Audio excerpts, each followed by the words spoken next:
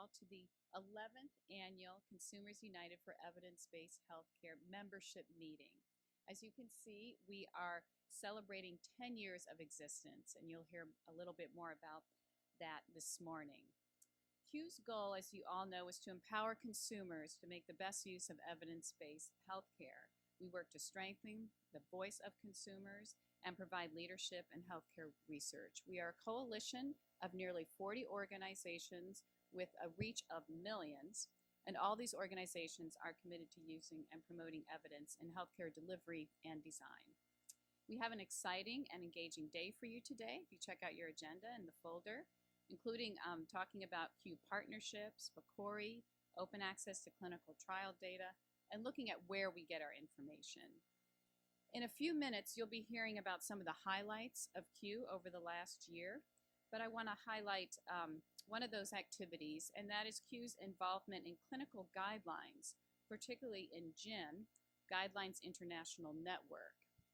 17 CUE members were able to attend the GIN North America meeting in New York this past December, making quite a consumer presence as speakers and panelists, and also as very vocal and active participants. And thanks to Kaiser Permanente for providing the funds to cover that. We have another opportunity coming up next month in August is the GIN International Conference in San Francisco, I believe August 17th through the 22nd, 18th through the 21st. And we want to encourage any CUE members to attend. We do have funds again to cover travel and registration. This is a great opportunity to become more knowledgeable about clinical guidelines, the development of clinical guidelines, and use of those. So please see myself or Nancy if you are interested in attending. And once again, thanks to Kaiser for providing that support, and a special thank you to Marguerite Coster, who's here today, who's spearheading a fundraiser actually for CUE at this GIN conference in San Francisco. A couple other announcements before I turn it over to Lorraine, my co-chair on the steering committee, and that is we will have breakfast and coffee at 9:15. So right after this first session, we're going to have a short break, but ask you to get those refreshments fairly quickly so we can continue with our agenda, which is very packed. The other thing I want to point to your attention is the note cards that are at the end of each table.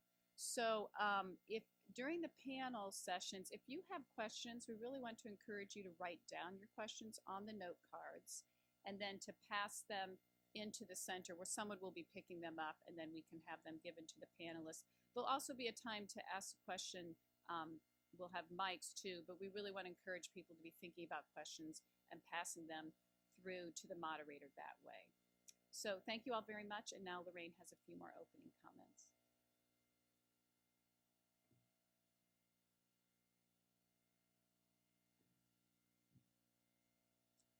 Thank you, Rebecca. I wanted to say a few words.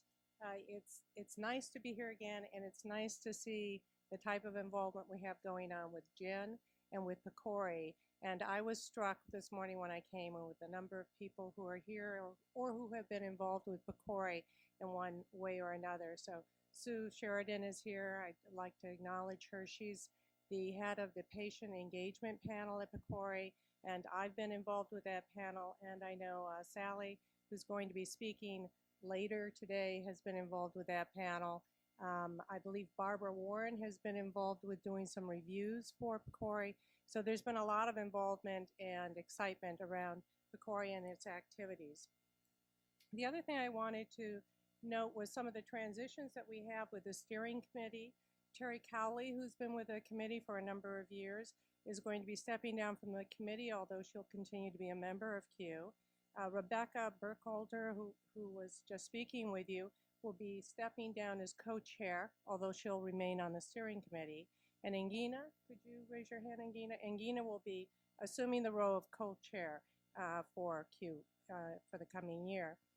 I also wanted to just take a moment and acknowledge the people who are on the steering committee and have them please stand up.